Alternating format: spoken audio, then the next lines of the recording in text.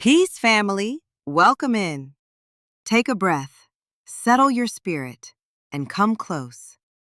Today, we're stepping into a truth that runs deeper than history books and older than the chains that tried to silence us. We're talking about the 7 mountains in Revelation and the wisdom the Most High gives his people to see through systems, through deception, through empire.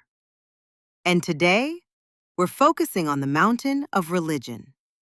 Not the religion that was handed to us, but the Elohim we found for ourselves. The Elohim of Exodus. The Elohim who hears the oppressed. The Elohim who breaks chains. So lean in. Let your heart be open. Let your spirit be steady. Because this one is for us. They tried to give us a God that kept quiet. A God that blessed the chains. A God that bowed to the plantation and spoke only when the master said, "Speak." They handed us a Bible with pages missing, stories cut out, truths buried under sermons of obedience. They preached a Christ who looked like them and a gospel that kept us in our place.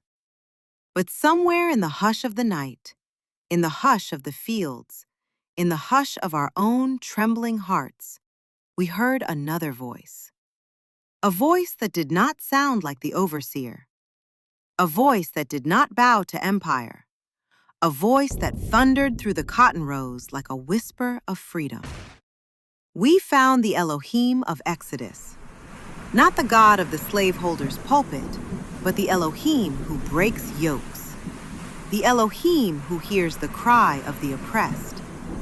The Elohim who walks into Egypt and says, "Let my people go." We found him in the hush harbors, in the brush arbors, in the secret gatherings where the Spirit was the only witness.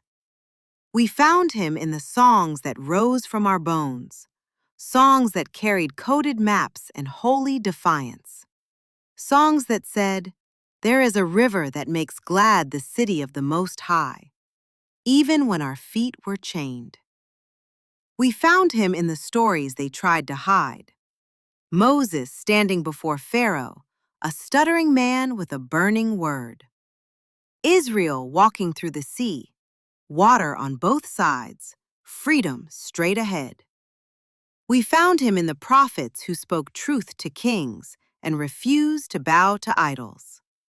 We found him because he found us. And once we heard his voice, we could no longer mistake the counterfeit for the real. We could no longer confuse religion with revelation. We could no longer bow to a system that the Most High himself was judging. Because the Elohim of Exodus does not bless oppression. He dismantles it. He does not sanctify chains. He shatters them. He does not sit comfortably in Babylon. He calls his people out. And that is the wisdom he gives us still, to discern the difference between the religion that controls and the faith that liberates, between the God of empire and the Elohim of the oppressed, between the mountain that deceives and the mountain that delivers. We are the people who found freedom in a book meant to keep us bound. We are the people who heard the Most High in the very place they tried to silence him.